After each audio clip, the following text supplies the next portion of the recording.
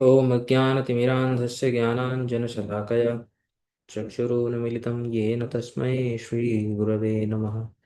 वाञ्छाकल्पतरुभ्यश्च कृपासिन्धुभ्य एव च पतितानां पावनेभ्यो वैष्णवेभ्यो नमो नमः।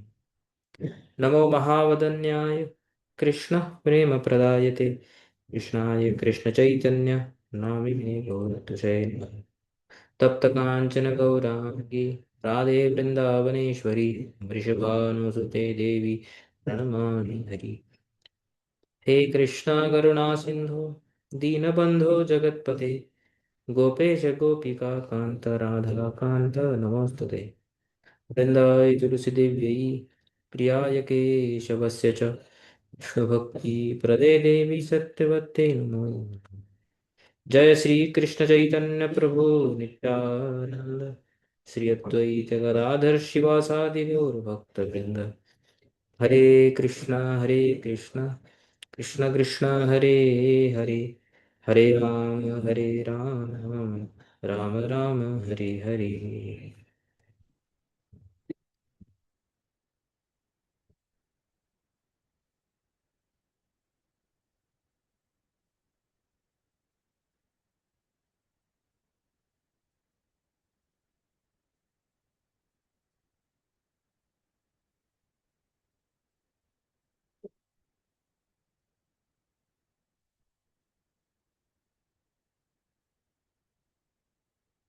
ठीक है। लास्ट टाइम हम लोगों ने चतुर्थ स्कंद का जो 8वां अध्याय है उसको समाप्त किया था। उसमें जब हमने लास्ट में जो पढ़ा था, ध्रुव महाराज ने जो भगवान की जैसे तपस्या की थी, उसको हम जल्दी से रिवाइज करके आगे चलते हैं। तत्राभिषिक्तः प्रयतस्तामुपोष्य विभावरीं समाहितः पर्यचरत् ऋष्यादेशेन पूरुषम्। ताम विभावरीम यानी जिस रात को जो 5 साल के ध्रुव हैं वो जब मधुवन में पहुंचे तो उन्होंने उपवास किया, उपोष्य, और अगले दिन सुबह उठ करके स्नान इत्यादि किया, यमुना में अभिषिक्त हुए।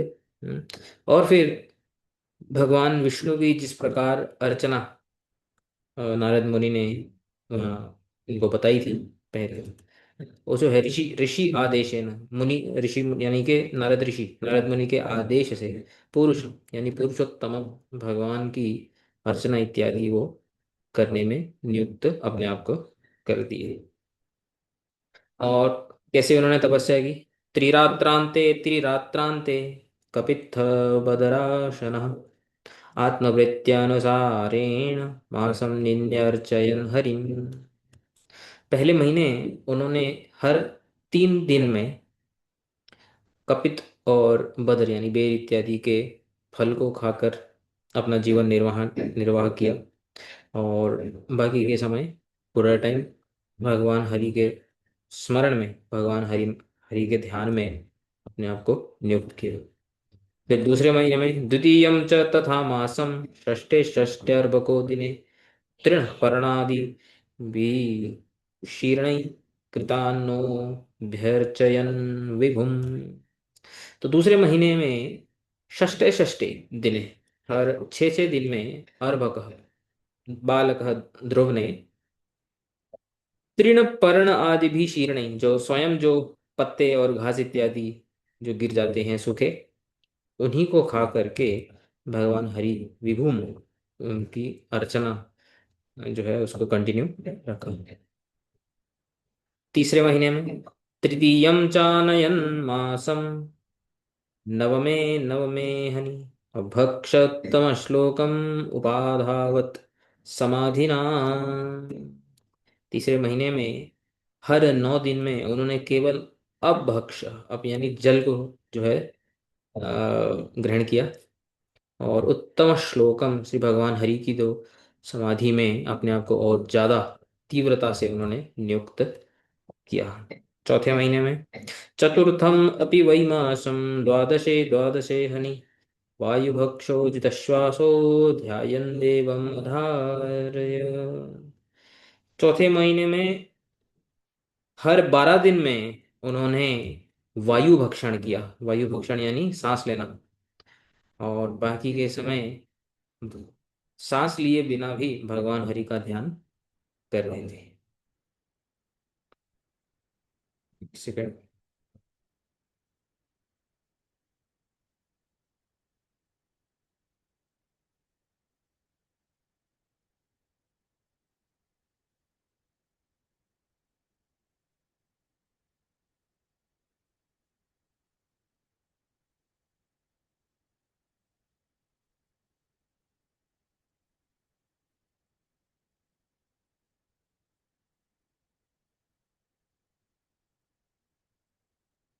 हम्म।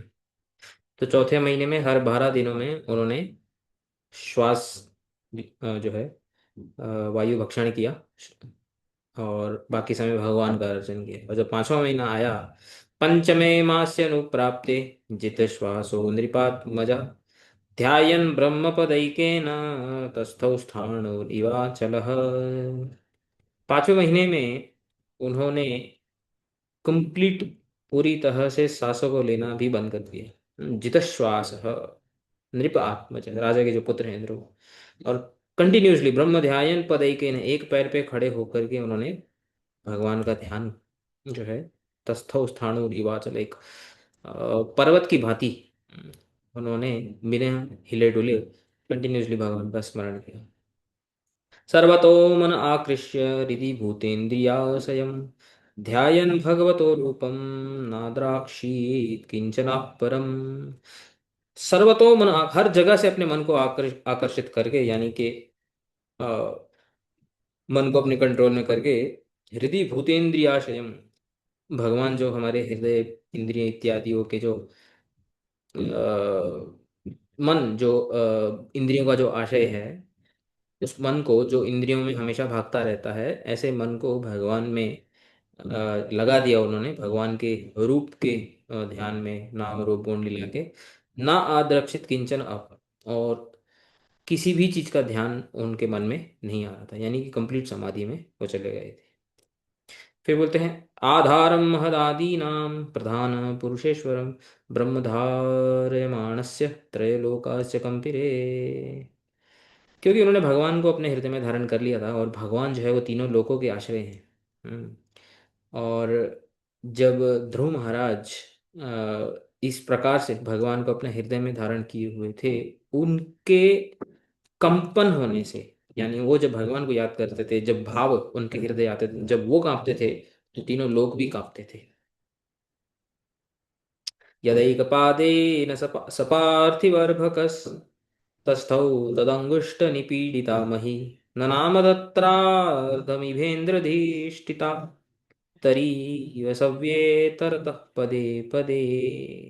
उसका एग्जाम्पल देते हैं किस प्रकार तीनों लोग कंपन कर रहे थे। जिस प्रकार एक बड़ा हाथी इभेंद्र अगर कोई छोटी सी नौका में चला जाए तो नौका जो है वो इधर इधर इधर उधर हिलने लगती है, उसी प्रकार ध्रुव महाराज की जो तपस्या है उसका इफेक्ट तीनों लोकों में दिख रहा था। और जब उन्होंने कंप्लीटली सांस श्वास को रोक लिया था तो फिर क्या हुआ। तस्मिन् अविद्यायति विश्वमात्मनो द्वारं निरुध्यासुम अनन्यया धिया लोक निरुच्छ्वास निपीडिता भृशं स लोकपाला शरणं ययु हरिम। तो उन्होंने सारे अपने शरीर में जितने भी द्वार होते हैं कंप्लीटली सबको ब्लॉक कर दिया था। कहीं से भी कोई हवा भी जा नहीं पा रही थी। तो इस प्रकार से पूर्ण समाधि में रहते हुए, क्योंकि भगवान उनके हृदय में हैं और भगवान सारे लोगों के आश्रय हैं, तीनों लोकों में जितने भी लोकपाल सहित जितने भी प्राणी हैं, सब लोगों के जो श्वास लेने में सब लोगों को पीड़न होने लग गई। बहुत ज़्यादा। और इसलिए जो लोकपाल इत्यादि जो हैं, इंद्रादि देवता जो हैं, वो भगवान ब्रह्मा जी सहित भगवान हरि की शरण में गए क्षीर सागर में। और उन्होंने जाके क्या बोला। देवा ऊचुः नैवं विदामो भगवन् प्राणरोधम चराचरस्याखिल सत्वधाम्न विदेहि तन्नो वृजिनाद् विमोक्षम प्राप्ता वयम त्वाम शरणम शरण्यम। हे प्रभु, हम नहीं जानते हैं कि हमारे जो प्राण जो है, प्राण लेने में जो दिक्कत हो रही है, जो प्रॉब्लम हो रही है, ये क्यों हो रही है। चराचर अखिलस्य सत्वधाम, आप जो है सारे जगत के आधार हो। विदेहि तन्नो वृजनाथ विमोक्षम, आपके बिना जो है हम और किसी को नहीं जानते। और इस प्रॉब्लम से आप ही हमें मुक्त कर सकते हैं। प्राप्ता वयम त्वाम शरणम शरण्यम, इसलिए हम, आप शरण्यम हैं, शरण के योग्य हैं, हम आपकी शरण में आए हैं। हमारी इस प्रॉब्लम को आप सॉल्व करें। और ये आखिरी जो अंतिम श्लोक था पिछले अध्याय का। श्री भगवान उवाच माँ भैष्टबालं तपसो दुरत्ययान् निवर्तयिष्ये प्रतियात स्वधाम यतो हि वः प्राणनिरोध आसीत् औत्तानपादेर्मयि संगतात्मा। वो क्या बोलते हैं देखो। माँ भैष्ट, भगवान बोलते हैं घबराओ मत, डरो मत। बालम तपसो दुरत्ययान निवर्तयिष्ये प्रतियात स्वधाम। हाँ, एक बालक है। कौन है? उत्तानपाद।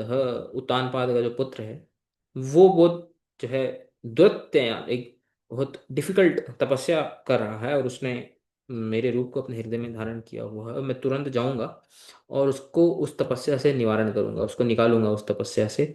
और जैसे ही वो अपने स्टेट से बाहर आ जाएगा, जो तीनों लोग हैं वो अपने आप शांत हो जाएगी। ये तो ही वह प्राण निरोध आसित, क्योंकि उसने प्राणों को रोक करके रखा हुआ है। मई संगतात्मा, और मुझे अपने हृदय में हम्म, मेरा संग किए हुआ है। और क्योंकि उसने मुझे कंप्लीटली कंट्रोल किया हुआ है, इसलिए तीनों लोग को, तीनों जो लोग हैं वो एक सेकेंड, तीनों जो लोग हैं वो, उनको ये प्रॉब्लम हो रही है। मैं जाऊंगा और मैं उसको उसकी तपस्या से बाहर निकालूंगा। तो ये हमने पिछले अध्याय का जो है वो यहाँ तक हमने पढ़ा था। और अब हम इसके आगे बढ़ते हैं।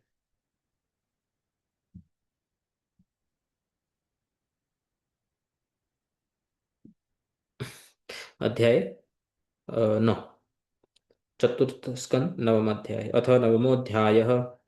ध्रुवस्य भगवत दर्शनम। इस अध्याय में क्या क्या होता है? ध्रुवस्य भगवत दर्शनम, भगवान की अभी अभी भगवान ने बोला कि मैं जाऊंगा, और तुरंत जो है भगवान आ जाते हैं। और ध्रुव महाराज को भगवान के दर्शन होते हैं। और क्या होता है? भगवत स्तवनम, फिर भगवान के दर्शन होने के बाद ध्रुव महाराज भगवान की स्तुति करते हैं। वरम लब्ध्वा पुर प्रत्यागमनम, वर प्राप्त करके, जो भी वर भगवान देते हैं उसको प्राप्त करके वापस से अपने राज्य में आ जाते हैं। और राज्य प्राप्तिश्च, और फिर उनके पिताजी उत्तानपाद वो राज्य को छोड़ देते हैं और ध्रुव को राजा, अगला राजा बना देते हैं। तो इस प्रकार से इस अध्याय में इन सब टॉपिक्स का जो है डिस्क्रिप्शन आता है।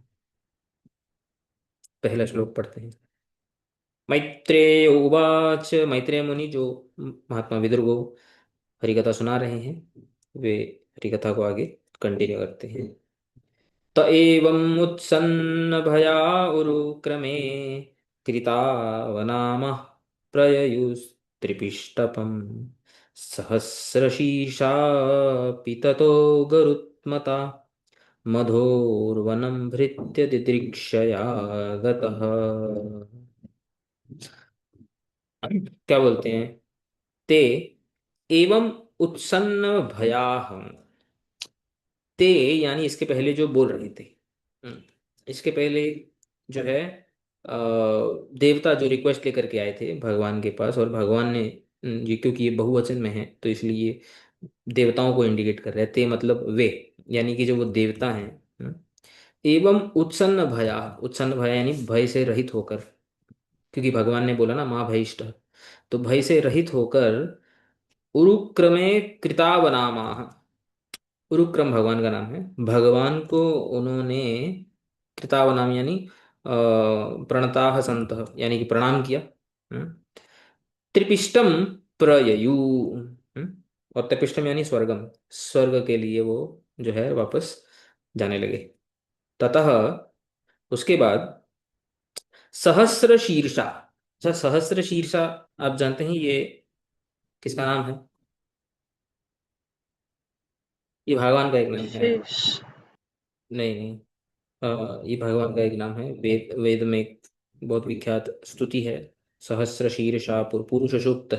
उसमें ये सहस्र शीर्ष शीर्ष इस नाम से स्तुति शुरू होती है, सहस्र शीर्षा पुरुष। तो सहस्र शीर्षा यानी भगवान। हम्म। सहस्र शीर्षा अपि भृत्य दिदीक्षया। सहस्र शीर्षा यानी भगवान विष्णु, भृत्य यानी सेवक, सेवक यानी ध्रुव। भृत्य दिदीक्षया, भृत्य के दर्शन की इच्छा से, उनको देखने की इच्छा से, गरुत्मता, गरुत्मता यानी गरुणेन, गरुड़ के ऊपर विराजमान होकर, मदोहो वनम यानी मधुवनम, गतः, आगतः यानी जाने का उन्होंने, वो वहां पे उसके लिए निकले और मधुवन में आ गए। तो यहाँ पे श्रीधर स्वामी लिखते हैं, तो हर जब अध्याय शुरू होता है तो जितने भी टीकाकार होते हैं वो एक श्लोक में अध्याय का सार बांध करके उसको बताते हैं। नवमे तु हरिं स्तुत्वा लब्ध्वा तस्माद् वरान् ध्रुवः प्रत्यागत्याकरोद् राज्यं पित्रा दत्तम इति रीयते। नवम अध्याय में हरि की स्तुति ध्रुव महाराज करते हैं, हरिम स्तुत्वा, और जब स्तुति करते हैं तो लब्ध्वा वरान तस्मात् वरान लब्ध्वा, स्तुति करने के बाद भगवान उनको वर देते हैं। याद रखना, ध्रुव महाराज अभी तक जो भी उनके मन में था वो ये था कि मैं एक बहुत बड़ा राज्य चाहता हूँ, अपने पिताजी से भी बड़ा, उत्तानपाद से भी बड़ा मैं राज्य चाहता हूँ, क्योंकि सुरुचि ने मेरे पिताजी के जो है आसन में, उनकी जंघा पर, उनकी गोदी में बैठने नहीं दिया था। क्योंकि उन्होंने बोला था कि राज्य के आसन पे मेरा अधिकार नहीं है, इसलिए मैं अपने पिताजी से भी बड़ा राज्य चाहता हूँ। तो भगवान उनको वर देते हैं, बट उसके पहले क्या होगा वो सब हम देखेंगे। तो ध्रुव उसके बाद प्रत्यागत्या करो राज्यम, वापस से अपने अ, राजमहल में जाकर वो राज्य करते हैं। पित्रा दत्तम इति रीते, राजा बन जाते हैं, और पिता उनको जो है, पिता से दिया हुआ जो राज्य है उसको प्राप्त करके वे राजा भी बन जाते हैं। हम्म। और फिर बोलते हैं एवं भगवत वाक्य न गत भया, इसका अर्थ बताते हैं उत्सन्न भया। उत्सन्न भया क्योंकि भगवान ने बोला ना पिछले श्लोक में, माँ भईष्ट, घबराओ मत, तुम जाओ, मैं जाता हूँ ध्रुव को उसकी तपस्या से बाहर निकालता हूँ। तो भगवान ने जो वाक्य बोले थे उससे जो है देवताओं का जो भय था वो चला गया था, और भगवान को प्रणाम इत्यादि करके स्वर्ग के लिए वापस गए। और जो भगवान है वे भगवान अपने भृत्य दृदिक्षया, अपने सेवक ध्रुव को देखने की इच्छा से गरुड़ के ऊपर विराजमान होकर मधुवन के लिए वो जो है प्रस्थान कर दिए और वहां पे पहुंच गए। तो ये श्लोक का अर्थ है। अब आगे टीका देखते हैं। चैतन्य मत मंजुषा, ये जैसे हम जानते हैं श्रीनाथ चक्रवर्ती ठाकुर की टीका है। इसमें बहुत अच्छी एक मीनिंग देते हैं ये। तो इसमें देखते हैं ये क्या बोलते हैं।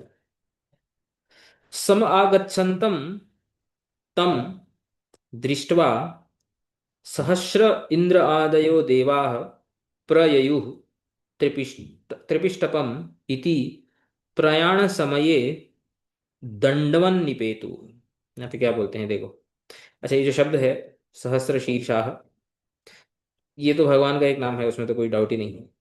बट ये इसको भगवान के नाम से नहीं लेते हैं। ये इसको कैसे लेते हैं, सहस्र शीर्षा ये बोलते हैं कि सम आगच्छन्तम, सम्यक रूप से जो वहां पे इकट्ठित एकत्रित हुए थे भगवान से प्रार्थना करने के लिए। वो जो देवता थे, इतने सारे जो देवता थे, वो उनकी गिनती बहुत ज्यादा थी। वो सहस्र सहस्र से, सहस्र यानी थाउजेंड्स, सहस्त्र का अर्थ होता है थाउजेंड। ठीक है, thousand is just number but to indicate huge number. तो बोलते हैं वो जो सहस्र देवता थे, तो ये जो सहस्र, ये जो वर्ड है थाउजेंड, ये भगवान को इंडिकेट, भगवान के साथ मीनिंग न लगाते हुए ये देवताओं के बारे में बोल रहे हैं कि वे जो हजारों हजारों जो देवता थे, इंद्र आदयो सहस्रशः इंद्र आदयो देवाः प्रययुष त्रिपिष्टपम इति, जब वो स्वर्ग को जाने लगे थे उस समय, प्रयाण समय मतलब निकलते समय, दंडवन निपेतु, ये जो यहाँ पे आता है ना कि कृतावनाम, कृतावनाम, उन्होंने भगवान को दंडवत किया। हम्म तो जित सहस्त्रगात्र तो लेने हजारों हजारों देवताओं ने, जो भी वहां पे एकत्रित हुए थे भगवान से प्रार्थना करने के लिए, सबने भगवान को दंडवत किया। अब जब उन्होंने भगवान को दंडवत किया तो भगवान ने क्या किया, सहतु, भगवान दूर आगमन हेतु, भगवान ने सोचा अरे मेरे को तो दूर जाना है, मैं तो अपने धाम में हूँ, और मुझे तो ध्रुव के पास जाना है जो पृथ्वी लोक में है, काफी दूर है। तो इसलिए मुझे जल्दी से जल्दी निकलना पड़ेगा, ऐसा भगवान के मन में चिंतन आया। तो दूर आगमन हेतु हो तेषाम शीर्षानी, तेषाम शीर्षानी यानी देवताओं के सर के, जो देवताओं के सर की बात कर रहे हैं क्योंकि हजार हजार देवता थे ना, तो उनके सर के ऊपर से अभिलंग्य, हम्म अभिलंगन, अभिलंग्य यानी लांग करके, जैसे हम बोलते हैं ना क्रॉस करके, वो प्रणाम कर रहे हैं। और भगवान ने हजारों हजारों देवताओं के प्रणाम को जो है लांग दिया। अभिलंग्य आजगाम इति भावः, और वो फटाफट गरुड़ के ऊपर बैठ करके ध्रुव के पास आ गए। समझ में आया कि नहीं समझ में आया, ये भी नहीं। सो दिस इज एक क्या बोलते हैं, हमारे जो आचार्य होते हैं, अलग अलग आचार्य शब्दों को ले लेकर कैसे उसको कनेक्ट करना है, अलग अलग कनेक्शन से अलग अलग मीनिंग जो है हम लोगों को बताते हैं। तो एक तो कॉमन मीनिंग यही है कि सहस्त्र शीर्षा भगवान, लेकिन बोल रहे हैं कि भगवान ध्रुव को मिलने के लिए इतने व्याकुल थे कि हजारों हजारों देवता जब भगवान को प्रणाम करने लगे जाते समय, तो भगवान ने उनके सर को भी लांग दिया। नॉर्मली हम अगर किसी को प्रणाम करें और वहां से अगर निकल जाए तो इट लुक्स रूड, राइट।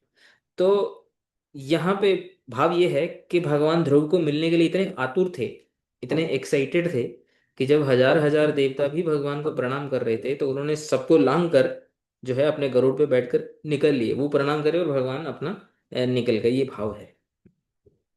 भृत्य एव प्रभु दीक्षाया याति, श्रीनाथ चक्रवर्ती बोलते हैं जनरली हमने सुना है कि जो भृत्य यानी जो सेवक होता है, वो अपने स्वामी को देखने की इच्छा से इधर उधर जाता है, घूमता है। लेकिन यहाँ पे क्या है, इदम, इदम तो विपरीतम, यहाँ पे विपरीत है। यहाँ पे बोल रहे हैं कि भृत्य दिदृक्षया, भगवान अपने सेवक को देखने की इच्छा से जा रहे हैं, ये तो विपरीत हो गया। इति अहो करुणा कारुणिकत्व, ये बहुत ही भगवान की बड़ी करुणा है, बड़ी कृपा है, कि भगवान स्वयं अपने भक्तों को देखने की लालसा करते हैं, देखने की इच्छा करते हैं। समझ में आया? फिर आगे क्या बोलते हैं, श्री विश्वनाथ चक्रवर्ती ठाकुर बोलते हैं, सारार्थ दर्शन ये भी एक श्लोक लिखते हैं अध्याय की शुरुआत के लिए। हरि स्तुति वर प्राप्ति, बोलते हैं भगवान हरि की स्तुति करते हैं ध्रुव महाराज, और वर प्राप्ति, एक वर उनको प्राप्त होता है। स्वानुतापो गृहागम, अच्छा ये एक्स्ट्रा चीज लिखते हैं यहाँ पे, स्व अनुताप, अनुताप होता है उनको। अनुताप मतलब क्या होता है जानते हैं, अनुताप किसको बोलते हैं? अनुताप शब्द का अर्थ क्या होता है? पाप मतलब तपस्या होता है। नहीं नहीं नहीं नहीं। अनुताप ईगरनेस टाइम मिलने का। नहीं नहीं नहीं नहीं, अनुताप यानी विलाप करना, यानी कि दुख प्रकट करना। हम्म तो गिल्ट बेसिकली, उनको बहुत एक गिल्ट होता है, तो भगवान की स्तुति करते हैं, भगवान उनको वर देते हैं और उनको गिल्ट होता है। तो ये हम देखेंगे कि ये क्यों होता है। तो यहाँ पे विश्वनाथ चक्रवर्ती ठाकुर ने स्पेशली बोला कि स्व अनुतापो गृह आगम, वापस से घर में आ जाते हैं। बंधु भीर मिलनम, घर में आकर के सब बंधुओं से मिलते हैं, जितने भी उनकी माएँ हैं इत्यादि, भाई इत्यादि, उनसे मिलते हैं। राज्यम ध्रुवस्य नवमे अभवत, और फिर फाइनली जो उत्तानपाद है उनको अपना राज्य दे देते हैं, ध्रुव जो है राजा बन जाते हैं और राज्य करने लगते हैं। ऑब्वियसली राजा राज करने लगते हैं मतलब ऑब्वियसली बड़े हो जाते हैं, मतलब 5 साल के नहीं रहते हैं, बड़े हो जाते हैं। जैसे मूवी में देखते हैं ना, बच्चा भाग रहा है वो भागते भागते बड़ा हो गया, वैसे ही।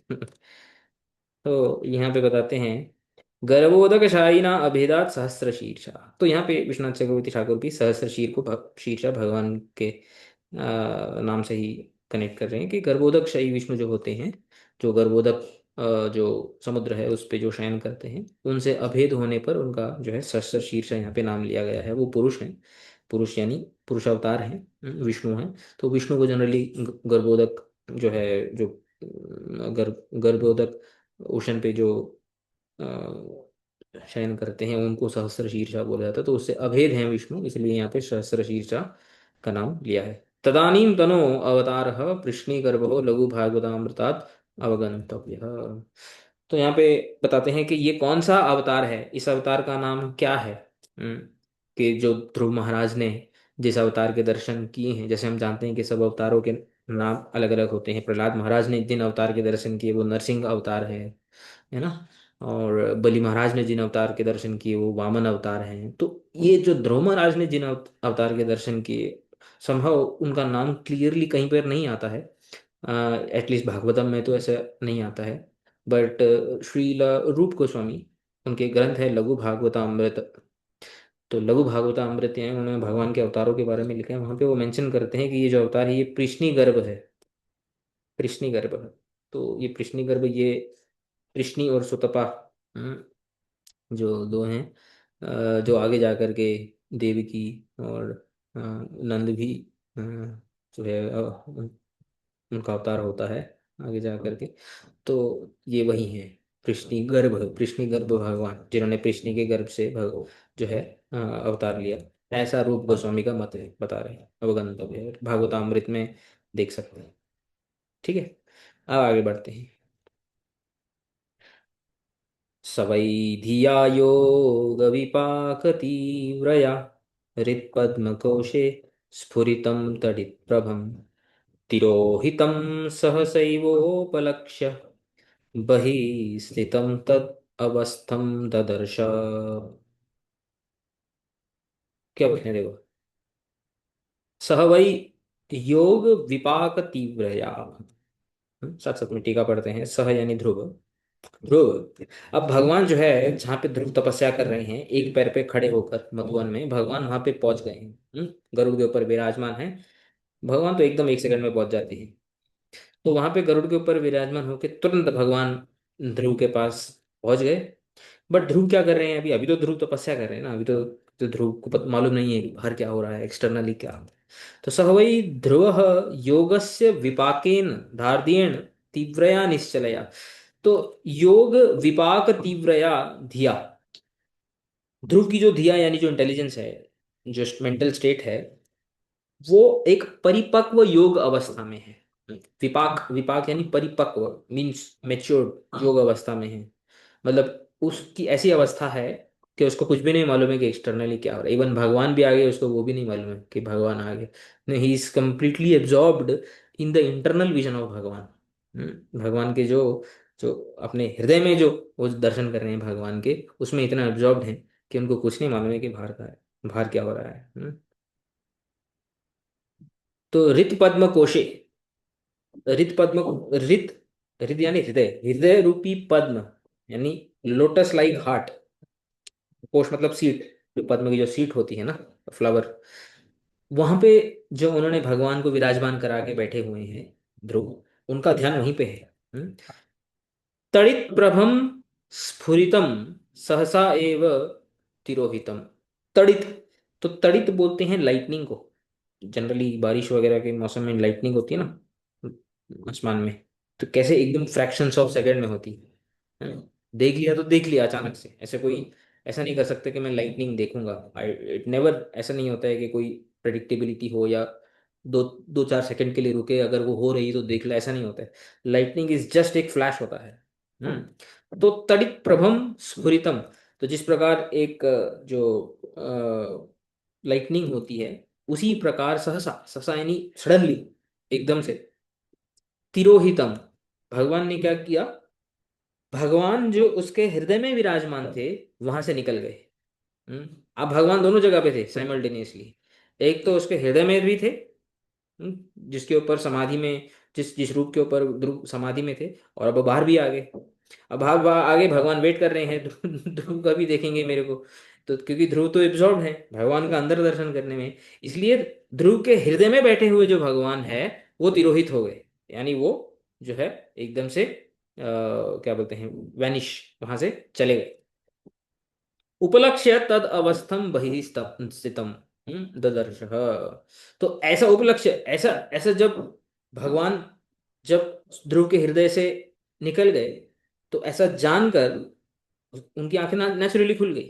हम्म, और जब उनकी आंखें खुल गई, हम्म, तदवस्थम, उसी अवस्था में बहिः स्थितम भगवंतम ददर्शनम, जिस अवस्था में वो मन में भगवान को देख रहे थे, जिस रूप में वो मन में भगवान को देख रहे थे, सेम टू सेम रूप में जैसे ही उनकी आंखें खुली, उन्होंने बाहर भगवान का दर्शन किया। तो इस प्रकार से ध्रुव भगवान के हृदय से निकल के भगवान जो है बाहर आकर के ध्रुव को दर्शन दे, वो बता रहे हैं। कि ध्रुव की समाधि कैसे भंग की भगवान ने उनकी आंखें खोलने के लिए। तो ये यहाँ पे इस श्लोक में बता रहे हैं। तो बोलते हैं, स वै ध्रुव योगस्य विपाकेन धारणेन, योग विपाक यानी योग की दृढ़ता से, यानी मेच्योरिटी से, तीव्रया, इन बहुत ज्यादा हाई इंटेंसिटी के साथ, निश्चलया, निश्चल मीन्स जो क्या बोलते हैं, डाइवर्ट नहीं होता जहां पे अटेंशन, फिर स्थिर। हम्म, तो स्थिरता से गरुड़ आधिरूढ़म पुरतः स्थितम अपि, हालांकि गरुड़ के ऊपर विराजमान होकर के सामने, पुरतः यानी सामने खड़े हुए हैं, तो भी यदा अंतर्दर्शितवाद असौ न अपश्य, क्योंकि जो ध्रुव है वो अंदर भगवान का दर्शन कर रहे थे, अंतर्दृष्टित्वाद, असौ यानी बाहर, न अपश्यत भगवान को नहीं देखा, तदा भगवता एव अंतस्थम रूपम आकृष्टम, तो फिर भगवान ने क्या किया, ध्रुव के अंदर जो भगवान का रूप था उसको आकृष्ट कर दिया, यानी उसको निकाल दिया वहां से, विथड्रॉ कर दिया। अतः तिरोहितम उपलक्ष्य, तो जब वो ध्रुव जो है, जब उन्होंने जाना, जब उनको रियलाइज हुआ कि उनका जो आंतरिक समाधि, मतलब भगवान का जो रूप जो दर्शन कर रहे थे वो अभी निकल गया, नहीं हो रहा है, व्युत्थित, एक सेकंड के लिए वो डिस्टर्ब हुए, एक सेकंड के लिए उनका माइंड डिस्टर्ब हो गया, क्योंकि भगवान के साथ कनेक्ट होता है, सडनली भगवान के साथ कनेक्ट जब टूट जाता है तो डिस्टर्बेंस होती है। फॉर एग्जाम्पल हम लोगों का मटेरियल चीजों में होता है, मैं एग्जांपल देता हूँ। जैसे मान लो आप एक मूवी देख रहे हो, या मैच देख रहे हो, आईपीएल का, और सडनली सामने कोई आता है और टीवी बंद कर, आजकल तो टीवी नहीं है, जो भी है मोबाइल ले लेता है, तो आप एब्जॉर्ब थे वो टीवी देखने में या मैच देखने में या जो मोबाइल देखने में, और सडनली किसने वो ले लिया, तो डिस्टर्ब हो गई एक सेकंड के लिए, अरे ये क्या हो गया, ये किसने क्या कर लिया। तो उसी प्रकार जो जो है भगवत समाधि में ध्रुव जिस स्टेट में थे, सडनली जब भगवान ने अपने रूप का जो है ये कर लिया, वापस खींच लिया, तो एक सेकंड के लिए वो डिस्टर्ब हुए। फिर उन्होंने जब आंखें खोली तो तद अवस्थम, यानी उसी अवस्था में, किस अवस्था में, यादृक अंतः स्फुरितः, जिस प्रकार से भगवान ने उनके हृदय में अपने आप को रिवील किया था, उसी अवस्था में तादृशम बहिः स्थितम दर्शन, उसी अवस्था में भगवान को सामने, साक्षात अपने सामने खड़े होते हुए उन्होंने देखा। तो श्रीनाथ चक्रवर्ती ठाकुर बताते हैं, तदवस्थम नारद कथितम रूपम, तद अवस्था यानी उसी अवस्था में, कौन सी अवस्था में भगवान को देखा, जो जिस अवस्था में हृदय में देख रहे थे, और वो कौन सी अवस्था थी, नारद कथितम रूपम। हमने पूरा एक जो है एक एक क्लास में भगवान का रूप जो है, कैसे भगवान जो है नारद मुनि ध्रुव को एक्सप्लेन करते हैं, उसको पूरा पढ़ा था। तो एग्जैक्टली exactly उसी रूप में जो है भगवान को सामने खड़े होते, चतुर्भुजधारी, सुभ्रुवम, कुंडलधारी, वो सब जो हमने जो डिस्क्रिप्शंस पढ़े थे, उसी रूप में भगवान देखो। जीव गोस्वामी बताते हैं, तड़ित प्रभम, तड़ित प्रभम यानी जैसे लाइटनिंग होती है ना, यथा स्यात् तथा सहसा एव तिरोहितम, सहसा एव, सहसा मीन्स फ्रैक्शंस ऑफ सेकंड जो है, भगवान ने अपने आप को निकाल दिया ध्रुव के हृदय से, और ध्रुव की समाधि भंग होगी। श्री विश्वनाथ चक्रवर्ती ठाकुर लिखते हैं, सच गत्वा योग निमीलित निमीलिताक्षस्य ध्रुवस्य अंतःकरणं प्रविश्य दर्शनं दत्वा तत्रैव पुनरन्तर्धाय बहिस्तदग्रे तस्थाव इति आह स वा इति। तो भगवान पहले उन्होंने ध्रुव के हृदय में दर्शन दिए, और फिर उसके बाद जब बाहर आ गए तो ध्रुव के हृदय से अपने आप को निकाल के ध्रुव के सामने, अपनी आंखों के सामने भगवान को खड़े हुए देखा। ध्यान योगस्य परिपाकेन तीव्रया धिया हृदि सहसा एव स्फुरितम तड़ित प्रभम यथा स्यात् तथा तिरोहितम। तो वही बता रहे हैं कि ध्यान योग की तीव्रता से, स्थिरता से, सहसा, एक जिस प्रकार लाइटनिंग होती है, सडनली एक ही सेकंड में भगवान ने अपने आप को निकाल दिया, और ऐसा जानकर स्वस्वामी पे एव दृष्टवा, जब भगवान अंदर से निकल गए, ध्रुव की आंखें खुल गई और ध्रुव ने देखा कि ये तो साक्षात मेरे सामने ही, मेरे समीप में ही भगवान विराजमान है। लब्ध नष्ट नष्ट धन इव व्याकुल भग्न समाधि ही। तो जब समाधि उनकी भग्न हो गई थी, उसका एग्जाम्पल दे रहे हैं कि जो धन हमें लाभ होता है वो सडनली अगर नष्ट हो जाए, या आपने पैसा कमा लिया, 10 लाख रुपए, 20-50 लाख रुपए कमा लिए, सडनली वो खो गए, तो वो कैसा डिस्टरबेंस हुई। तो ऐसा डिस्टरबेंस जो है ध्रुव को हुई जब भगवान उसके हृदय से निकल गए। भग्न समाधिर उद्घाटित नेत्र, जैसे ही समाधि भग्न हुई उसके नेत्र अपने आप खोल गए। तद अवस्थम स्थितम तम बहिहित दर्शन, जिस अवस्था में भगवान हृदय में थे उसी अवस्था में भगवान बाहर दर्शन दिए। ठीक है, अब आगे बढ़ते हैं। तद्दर्शनेनागत साध्वसक्षिता अवन्दतांगम विनमय दंडवत् दृग्भ्यां प्रपश्यन् प्रपिबम् इवार्भकश्चुम्बन् इवास्येन भुजैरिवाश्लिषन् इवाश्लिषन्। तो अब ध्रुव ने आंखें खोल दी हैं, भगवान विष्णु साक्षात जो है चतुर्भुजधारी उनकी आंखों के सामने है।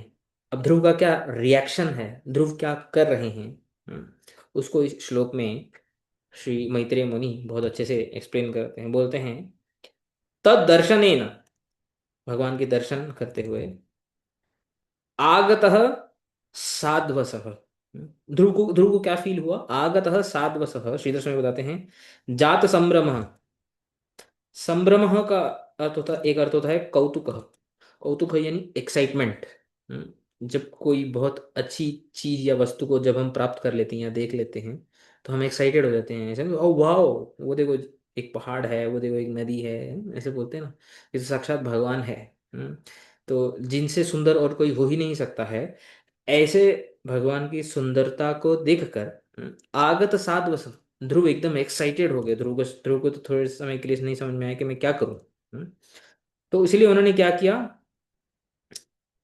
अंगम क्षितौ दंडवत विनिमय अवंदत, मतलब पूरे अंग को, पूरे शरीर को, क्षितौ यानी पृथ्वी के ऊपर, अ, भूमि के ऊपर पूरा लेट करके साष्टांग दंडवत प्रणाम ध्रुव ने किया। और विनिमय, विनिमय अवंदत, विनिमय, विनिमय का अर्थ बताते हैं आनतम कृत्वा, यानी कि अधोमुख, मुख को भी झुकाकर ध्रुव ने साष्टांग लेट करके दंडवत प्रणाम भगवान को किया। फिर आगे बोलते हैं, उसके बाद क्या किया, संभ्रमम एव आह, एक्साइटमेंट को उन्होंने कैसे एक्सप्रेस किया वो बता रहे हैं। ततः अर्भकः भगवंतं दृग्भ्यां प्रपिबम, वो भगवान को कैसे दर्शन कर रहे थे, दृग्भ्याम, अपनी आंखों से, जैसे जो है पश्यन, मतलब ऐसे देख रहे हैं जैसे अपनी आंखों से भगवान का पान कर रहे हैं, एज इफ यू नो भगवान एक स्वीट ड्रिंक है।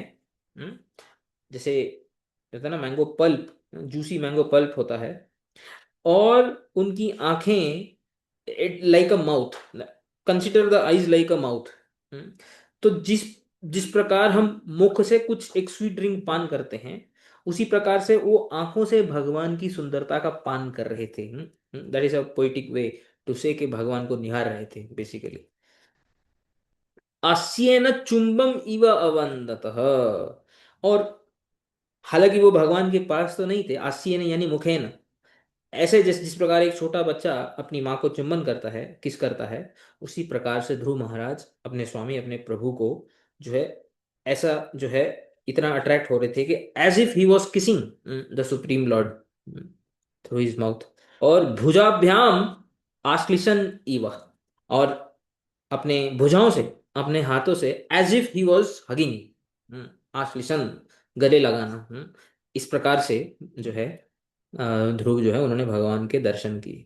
तो विश्वनाथ चक्रवर्ती ठाकुर इसको और डिटेल में लिखते हैं, बोलते हैं, आगत साध्वसः जातानंद संभ्रम, संभ्रम यानी एक्साइटमेंट, क्यों एक्साइटमेंट होगी? जाता आनंद, भगवान के दर्शन से जो आनंद जागृत होता है, जो आनंद जनित होता है, उससे जो है ध्रुव एकदम एक्साइटेड होने लगे। और इसको डिटेल में बताते हैं, बोलते हैं दृग्भ्याम मुखारविंदम माधुर्यम प्रपिबम इव प्रपश्यन। तो आंखों से जैसे भगवान के मुखारविंद का जो माधुर्य है, माधुर्य यानी स्वीटनेस, मधुर शब्द से आता है ना, मधुर मीन्स स्वीट, जो भगवान के मुख का जो माधुर्य है, एज इफ उसको पान कर रहे थे, ऐसे भगवान को देख रहे। और आस्येन मुखेन चरणारविंद माधुर्यम चुंबन, और मुख से भगवान के चरणों का जो माधुर्य है, हम्म, साक्षात ऐसे चरणों पे चुंबन कर रहे हैं, ऐसा वो फील कर रहे थे। चरणारविंदम माधुर्यम चुंबन इव अवंदत। और भुजाभ्याम, भुजाभ्याम हाथों से, जैसे भगवान को आश्लिषण बोला ना, जैसे गले लगा रहे थे, तो विश्वनाथ चक्रवर्ती ठाकुर बोलते हैं चरण अंगुली शिखरान पस्पर्श, क्योंकि ध्रुव तो बहुत छोटे हैं।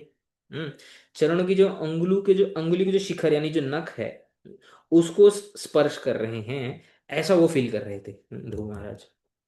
बहुवचनेन भुजयोः व्यापार बाहुल्यम लक्षयित्वा आनंद कंपः ध्वनितः। तो यहाँ पे भुजई ही, ये जो भुजई शब्द प्रयोग किया है श्लोक में, ये बहुवचन में है। संस्कृत में तीन वचन होते हैं, एक वचन, द्विवचन और बहुवचन। तो सिंगुलर, दो, दो के लिए भी मालूम नहीं कि क्या वर्ड बोल सकते हैं हिंदी या इंग्लिश में। तो उसके लिए द्विवचन होता है, जो कि और लैंग्वेजेस में देखा नहीं जाता है जनरली। और बहुवचन होता है, बहुवचन इसलिए थ्री और मोर होता है। तो हाथ कितने होते हैं? दो होते हैं। हम्म, तो हाथ दो होते हैं, तो टेक्निकली यहाँ पे भुजाभ्याम आना चाहिए था, लेकिन यहाँ पे भुजई आया है। भुजई जो होता है वो बहुवचन के लिए होता है, प्लूरल के लिए। जैसे तो बोलते हैं बहुवचनेन भुजयोः व्यापार बाहुल्यम, बार बार हाथों से आलिंगन कर रहे हैं। व्यापार बाहुल्यम मीन्स कंटिन्यूसली आलिंगन कर रहे हैं, एक बार नहीं कर रहे, बार बार कर रहे हैं। लक्षित, ऐसा लक्षित होता है। और आनंद से कंपित हो रहे हैं, ऐसा ध्वनित होता है। ये ध्वनित, ध्वनित मीन्स ये सजेस्ट होता है कि वो बार बार भगवान का दर्शन करके आनंद से कांप रहे हैं, अष्ट सात्विक विकार उनके शरीर में आ रहे हैं, ऐसा ध्वनित होता है। और चैतन्य मत मंजुषा में लिखते हैं भुजैर इति बहुवचने बहुवचनम श्लाघयत्व सूचनार्थम। ये भी बोलते हैं कि जो बहुवचन का प्रयोग किया है, ये श्लाघ यानी कि प्रशंसा, कभी कभी रिस्पेक्ट के लिए भी बहुवचन का प्रयोग होता है। तो हम जैसे हिंदी, ये सब तो हिंदी इंग्लिश में भी होता है। हम किसी को बोलते हैं ना आप आइए, तो वहाँ पे दो लोग नहीं होते हैं या दो से ज़्यादा नहीं होते हैं, वो एक ही होता है, क्योंकि हम उनको रिस्पेक्ट दे रहे हैं इसलिए आप बोलते हैं। तो ऐसे संस्कृत में भी होता है, एक व्यक्ति के लिए भी या दो व्यक्ति के लिए भी हम आप जो है बहुवचन का प्रयोग कर सकते हैं। तो वो बोलते हैं प्रशंसा, अथवा मनोरथ कृते बहुत्वे प्रेमातिशयी तात्पर्य। वो जो विश्वनाथ चक्रवर्ती ठाकुर ने बोला कि जो का जो मनोरथ पूरा हो गया है भगवान का दर्शन करने का, तो उसको एक्सप्रेस करने के लिए बार बार उनका जो प्रेम है, वो प्रेम अतिशय हो रहा है, अनकंट्रोल हो रहा है, उसको एक्सप्रेस करने के लिए बहुवचन का प्रयोग हुआ है। हम्म, फिर आगे बढ़ते हैं। सतम विवक्षन्तमतद्विदं हरि, ज्ञात्वा स सर्वस्य चरित्यवस्थितः कृताञ्जलिं ब्रह्ममयेन कम्बुना पस्पर्श बालं कृपया कपोले। अस्य सर्वस्य च हृदयवस्थितः।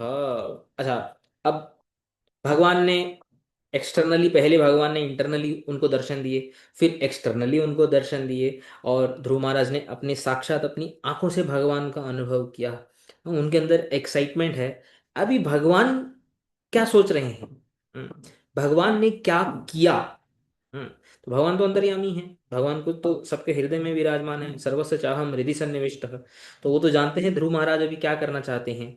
तो भगवान ने कैसे रिस्पॉन्ड किया, अभी उसको बता रहे हैं। बोलते हैं सतम विवक्षन्तम अतद्विदम हरि, बोलते हैं अस्य सर्वस्य च हृदय अवस्थितम। अस्य यानी ध्रुवस्य, सर्वस्य और बाकी सबके भी, हृदय अवस्थित, भगवान कौन है, ध्रुव के हृदय में भी विराजमान है, और बाकी जो है सब जीवात्माओं के हृदय में विराजमान है, गीता में भगवान बोलते हैं।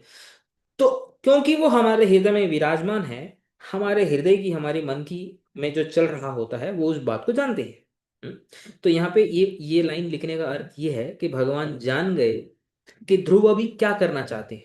वो क्या करना चाहते हैं, बोलते हैं सहरि ही, वे भगवान हरि जो सबके हृदय में, ध्रुव के भी हृदय में विराजमान है। और ध्रुव की जो हृदय में जो जो एक जो भी उनके मनोगत जो भाव हैं ध्रुव के, क्योंकि वो उसको जान गए, वो उस ध्रुव के मनोगत भाव के अकॉर्डिंग भगवान रेसिप्रोकेट कर रहे हैं। तो वो क्या कर रहे हैं, कृतांजलिम, ध्रुव कैसे खड़े हैं भगवान के सामने, हाथ जोड़कर सिर्फ दर्शन कर रहे हैं।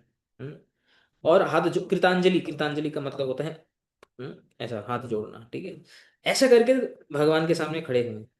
विवक्षंतम, हम्म, विवक्षंतम का अर्थ बताते हैं तद गुणान वक्तुम इच्छन्तम, भगवान के गुणों को बोलने की इच्छा हो रही है। जैसे भगवान, हम जानते हैं शास्त्र में किसी को भी जब दर्शन देते हैं तो सबसे पहले वो भगवान की प्रार्थना करते हैं, कैसे तो भी किसी भी प्रकार से, जैसे जो भी उनका भाव हो। अब यहाँ पे जो है, ध्रुव के अंदर भी नेचुरल एक इच्छा हो रही है कि मैं भगवान का गुणगान करूं, कि मैं भगवान के बारे में कुछ बोलूं। हम्म, तो वो वो ऐसा बोलना चाहते हैं, किंतु प्रॉब्लम क्या है ध्रुव के साथ, वो बोलना चाहते हैं लेकिन प्रॉब्लम क्या है। छोटे बहुत। ध्रुव छोटे हैं। छोटे हैं। छोटे हैं, 5 साल के हैं ना। उनके शब्द नहीं है प्रशंसा करने। हाँ हाँ, राइट। तो वो 5 साल के हैं, उन्होंने कुछ गुरुकुल में अभी तक गए नहीं हैं। अब क ख ग भी नहीं पढ़ा है, अ आ इ ऊ भी पढ़ा नहीं है। तो अभी वो बोलेंगे कैसे, हाउ कैन ही स्पीक। तो इसलिए यहाँ पे एक उनका जो विशेषण है अतद विदम। अतद विदम बोलते हैं स्तुति आदि कर्तुम अजानतम। तद विदम यानी भगवान को जानना, और अतद विदम यानी भगवान की स्तुति आदि करने में सक्षम न होना, सामर्थ्य न होना। क्योंकि न उनको शब्द का भी नॉलेज नहीं है और तत्व का भी नॉलेज नहीं है, उन्होंने अब तक को देखा ही नहीं है, समझा ही नहीं है। ये तो तब होता है कि जब पहले हम गुरुकुल में जाते हैं, अ आ इ ई सीखते हैं, फिर उसके बाद जो है शास्त्र अध्ययन करते हैं गुरु के अंडर रह करके, तब जाके जो है थोड़ी थोड़ी क्षमता आती है। लेकिन वो कुछ जानते ही नहीं है अभी तक। तो अतद विदम, कुछ नहीं जानते हैं। अजानतम, ज्ञातवा, भगवान इस बात को जान गए। एक तो ध्रुव की बोलने की इच्छा है, कुछ तो स्तुति करने की इच्छा है, लेकिन बेचारा बोल नहीं पा रहा है। उसको कुछ आता ही नहीं है। तब उन्होंने क्या किया, कृपया, ध्रुव के ऊपर कृपा करते हुए, ब्रह्ममयेन कंबुना, ब्रह्ममयेन कंबुना यानी वेदात्मकेन शंखेन, उनका जो शंख है वो ब्रह्ममय है। ब्रह्म यानी ज्ञानमय है। वेदात वेदात्मकम, ये पूरे जो वेदों का जो सार है उनके शंख के अंदर है। भगवान के तो हर एक अंग में जो है सब ज्ञानमय है, सब चिन्मय है। तो उन्होंने अपना शंख लिया, हम्म, और कंबुना, उस शंख से पस्पृश बालम, कपोले, कपोल यानी उनके माथे पर, ध्रुव के माथे पर अपने शंख को स्पर्श किया, शंख से स्पर्श किया। तो बेसिकली जितना भी वेदात्मकम ज्ञान था, जितना भी वेदों का ज्ञान था, डायरेक्टली भगवान की कृपा से जो है उनके शंख लगाने से जो है ध्रुव की बुद्धि में, ध्रुव के मन में विराजमान हो गया। तो इससे जो है भगवान ने ध्रुव को कृपा की, भगवान ने ध्रुव को सक्षम बनाया कि वो कुछ बोल सके। वो बोलना चाहते थे लेकिन वो आता ही नहीं है कुछ, तो क्या बोलेंगे। तो इसलिए भगवान ने अपना शंख लगाया उनके कपोल में, उनके माथे पर। तो इससे जो है उनको क्षमता प्रदान की भगवान ने कि आप कुछ बोलो। तो यहाँ पे बोलते हैं बालत्वात् स्तुताव असमर्थ, बालक होने से स्तुति करने में सामर्थ्य नहीं होता है, इसलिए अतच स्तुतिम करवाणी, मैं स्तुतिम करूंगा, ऐसा भाव था ध्रुव के हृदय में। इति अभिलषंतम, ऐसी अभिलाषा करते हुए ध्रुव को भगवान जान गए। कृपया शब्द ब्रह्ममयेन कंबुना कपोले पस्पर्श, कि अपनी कृपा से उन्होंने शब्द ब्रह्म रूपी जो कंबु, उनका जो शंख था, उसको उसके माथे में स्पर्श किया। अहो कारुणिकत्वम, अहो भगवान की कैसी करुणा है। हम्म, मुकम करोति वाचालम, एक बहुत फेमस श्लोक होता है ना, कि एक मूक को भी भगवान जो है एक एक्सपर्ट स्पीकर बना देते हैं। ये उनका जो है उसको स्टेटमेंट का एक फेमस एग्जाम्पल है ध्रुव। आतो ध्रुव यत् स्तौति। तो यहाँ पे एक अच्छा कंक्लूजन निकालते हैं, देखो। कि कंक्लूजन क्या है, अगर भगवान ने वेद में जो कंबु है, जो शंख है, वो यदि ध्रुव के ऊपर, ध्रुव के माथे पर स्पर्श किया और ध्रुव को सामर्थ्य प्रदान किया बोलने का, इसका मतलब क्या है? बोलते हैं अतः ध्रुवो यत् स्तौति, ध्रुव जो भी स्तुति करेंगे, ब्रह्मभूत शंख एव वदति इति अर्थः। वो ब्रह्मभूत जो शंख है भगवान का, यानी वो जो वेदात्मक शंख है, ब्रह्ममय शंख है, ये वही बोल रहा है, ऐसा हमको समझना चाहिए। यानी ध्रुव जो भी बोल रहे हैं, हमें ये नहीं सोचना चाहिए कि वो बच्चा बोल रहा है या जो भी बोल रहा है, या उसमें कुछ त्रुटि हो सकती है। वो साक्षात भगवान की कृपा से जो उन्होंने शंख का स्पर्श जो ध्रुव को किया, वो शंख ब्रह्ममय शंख है, वो भगवान की स्तुति कर रहा है, इसलिए उनकी स्तुति में कोई भी प्रॉब्लम नहीं हो सकती है। ये बोल, लास्ट श्लोक पढ़ते हैं आज का।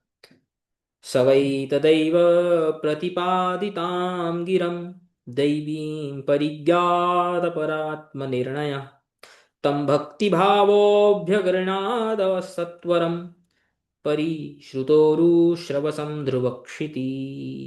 बोलते हैं तदैव, तदैव यानी उसी समय, किस समय? शंख स्पर्श क्षण एव, जैसे ही भगवान ने शंख स्पर्श किया ध्रुव के माथे पर, प्रतिपादितम दैवीम गिरम, तो संस्पर्श करके भगवान ने क्या किया? प्रतिपादितम, भगवता प्रतिपादितम यानी दत्तम, भगवान ने प्रदान किया। गिरम यानी स्पीच, क्योंकि वो बोल नहीं सक रहे थे, तो भगवान ने गिरम, उनको स्पीच प्रदान की। वो स्पीच कैसी थी? दैवीम, दैवीम यानी भगवत विषयी, यानी भगवान के विषय को बोलने वाली जो स्पीच होती है, भगवान के बारे में बोलने वाली जो शक्ति होती है, उसको गिरम यानी स्पीच के रूप में ध्रुव को प्रदान किया। और उससे क्या हो गया? परिज्ञात परात्म निर्णय, परिज्ञात परात्मनो ईश्वर जीवयोर निर्णय येन सह, यानी जैसे ही शंख स्पर्श किया, तो ध्रुव जीव और ईश्वर का जितना भी ज्ञान है, मतलब जितना भी वेदों का ज्ञान है, जीव क्या है, ईश्वर क्या है, जीव बद्ध क्यों है, ईश्वर स्वतंत्र है इत्यादि, ये प्रकृति क्या है, ये जितना भी जो होता है, एक साधक जब गुरु गुरु के पास बैठ करके सालों साल के बाद, मेहनत के बाद जो अध्ययन करके चीजों को समझता है और धीरे धीरे अपनी साधना से अनुभव करता है, गुरु की कृपा उसके ऊपर होती है, ये एक ही झटके में पूरे का पूरा नॉलेज अलॉन्ग विद विज्ञान, ज्ञान विज्ञान सहितम जो है, ध्रुव को भगवान का संग स्पर्श करने से हो गया। अतएव ज्ञात जीव ईश्वर स्वरूपत्वात् एव, जीव और ईश्वर का जो स्वरूप है वो पूरा जान गया। फिर क्या हो गया? पूरा निर्णय हो गया। भक्ति भाव, और सब कुछ जानने के बाद वो किस भाव में स्थित हुआ? भक्ति के भाव में स्थित। भक्ति भाव ध्रुव क्षिति सह, सह ध्रुव, ध्रुव क्षिति, ध्रुव का एक विशेषण दे रहे हैं ध्रुव क्षिति। यहाँ पे ध्रुव क्षिति में जो ध्रुव नाम है वो ध्रुव का नाम नहीं है। ध्रुव का मीनिंग जो है ना, ध्रुव का मीनिंग क्या होता है आप जानते हैं? ध्रुव का मीनिंग क्या होता है? What is the meaning of the word Dhruv? कोई जानता है? ग्रास। हम्म? ग्रास। नहीं नहीं, ध्रुव का अर्थ होता है नित्य, हमेशा रहने वाला। ध्रुव क्षिति, क्षिति का अर्थ होता है पृथ्वी। तो यहाँ पे ध्रुव क्षिति का अर्थ क्या है? ध्रुव क्षिति का अर्थ यहाँ पे बताते हैं। ध्रुव क्षिति स्थानम यस्य इति भावी निर्देशक, यानी कि उसके पास एक ऐसी पृथ्वी आने वाली है जो बहुत हमेशा हमेशा के लिए वो उस पर राज करने वाला है। ध्रुव क्षिति यानी हमेशा के लिए पृथ्वी को प्राप्त करना। यही तो इच्छा थी ना ध्रुव की, कि मैं एक ऐसा राज्य प्राप्त करूं जो जो है मेरे पिताजी से भी श्रेष्ठ हो, ब्रह्मा जी से भी श्रेष्ठ हो, एंड सो ऑन। तो ध्रुव क्षिति यानी प्राप्त क्षिति, उस राज्य को जिसने प्राप्त कर लिया है, ऐसा ध्रुव प्राप्त कर लिया है, वो अभी तो हुआ नहीं है ना, इसलिए बोल रहे हैं भावी निर्देश। भावी निर्देश मीन्स ये फ्यूचर के बारे में इंडिकेट कर रहे हैं कि he will definitely attain what he wanted to attain, जो राज्य आसन है। तो ऐसे ध्रुव ने असत्वरम परिश्रुतोरु श्रवसम, असत्वरम यानी स्थैर्य, स्थिरता, भगवान की स्तुति जब करना शुरू कर रहे हैं तो स्थिरता के साथ उन्होंने क्या किया, परितम श्रुतम विख्यातम उरुश्रवै कीर्ति यस्य तम भगवंतम, जो अ, भगवान की जो विख्यात जो कीर्ति है, विख्यात उनका जो फेमस जो यश है भगवान का, उस विख्यात यश को उन्होंने क्या किया, अभ्यगृणात, अभ्यगृणात यानी तुष्टव, यानी स्तुति की भगवान की, बेसिकली ये बता रहे हैं। तो इस पूरे श्लोक का अर्थ क्या है, जैसे ही भगवान ने अपने शंख का स्पर्श ध्रुव के माथे पर किया, तो उन्होंने शंख के स्पर्श से उसको प्रदान किया, क्या प्रदान किया, दैवीम गिराम, एक ऐसी स्पीच जो भगवान के बारे में बोलने में समर्थ है, ऐसी वाणी, परिज्ञात परात्म निर्णय है, इससे वो क्या हो गया, जीव आत्मा परमात्मा इत्यादि के ज्ञान में वो परिणित हो गया, सारा निर्णय उसकी बुद्धि में आ गया। फिर क्या हुआ, भक्ति भावना में स्थित हो गया वो ध्रुव। और वो ध्रुव जो आगे जा करके एक ऐसी क्षिति, यानी ऐसी पृथ्वी का राज्य होने वाला है जो हमेशा रहने वाली है, उस ध्रुव ने क्या किया, असत्वरम परिश्रुतोरुश्रवसम, यानी स्थिरता से भगवान के विख्यात यश को अभ्यगृणात, उसको कीर्तन किया, यानी भगवान की स्तुति की। तो यहाँ पे शारदादर्शी बताते हैं, ध्रुवा प्रलये अपि अनश्वरो क्षिति, ध्रुवा क्षिति यानी जो प्रलय में भी जिस पृथ्वी का नाश नहीं होगा, जिस राज्य का नाश नहीं होगा, ऐसा राज्य, ऐसा स्थान ध्रुव ने प्राप्त किया, मतलब आगे करेगा। इति भावी सूचनम, ये this this is the indicator of what is going to happen in the future, आगे अभी थोड़ी टाइम बाद। तो जो है वो उन्होंने स्तुति करना प्रारंभ किया ध्रुव ने। अब अगले श्लोक से ध्रुव की स्तुति जो है वो प्रारंभ होती है। इसको जो है हम अगली बार से इसको कंटिन्यू करते हैं। तो यहाँ पे आज इसको विराम करते हैं, और यदि आप लोगों को कुछ बोलना है, कुछ पूछना है। प्रभु जी, हम्म। जैसे अभी ध्रुव जी तो यहाँ ये अर्थ में है ना, तो और वो तो अलग धाम में है, तो वहाँ का तो टाइम डिफरेंस भी रहेगा। तो जब तक देवताएं विष्णु जी के पास जाते हैं, ये करते हैं, प्लीड करते हैं, तब तक तो फिर ये टाइम बहुत सारा नहीं हो गया होगा, टाइम डिफरेंस। हाँ वो हो गया होगा, बट देवता जो हैं उनके पास ऐसी शक्तियां होती हैं, इवन भगवान के पास, अगर ऐसे तो हम देखेंगे कि भगवान भी जो है वो वैकुंठ से यहाँ पे आए हैं, वो तो ऐसे देखेंगे कि तो भगवान को वैकुंठ से आने में तो कितना टाइम लगेगा, हमें तो एक देश से दूसरे देश में जाने, बट देवताओं के पास और भगवान के पास कुछ ऐसी शक्तियां होती है। ऐसे कई बार ऐसे शास्त्रों में आते हैं कि मन की गति से चल सकते हैं वो। अब मन की क्या गति होती है, हम लोग जो है वो साउंड की स्पीड और उसको थोड़ा आगे जाकर के क्रॉस करते हैं, है ना। तो इवन लाइट की स्पीड तक भी आज तक कोई ऐसी शायद मशीन बनी नहीं जो लाइट की स्पीड से भी चल सके। पर शास्त्रों में एक गति की वर्णन आता है जो मन की गति होती है। मन की गति क्या होती है, जैसे अभी मैंने मन में कुछ सोच लिया और मैं वहां पर पहुंच गया, तो उनके पास कुछ ऐसी देवी शक्तियां होती हैं भगवान के पास और इवन देवताओं के पास, कि वो तुरंत उसी क्षण में जो है वहां पे पहुंच सकते हैं।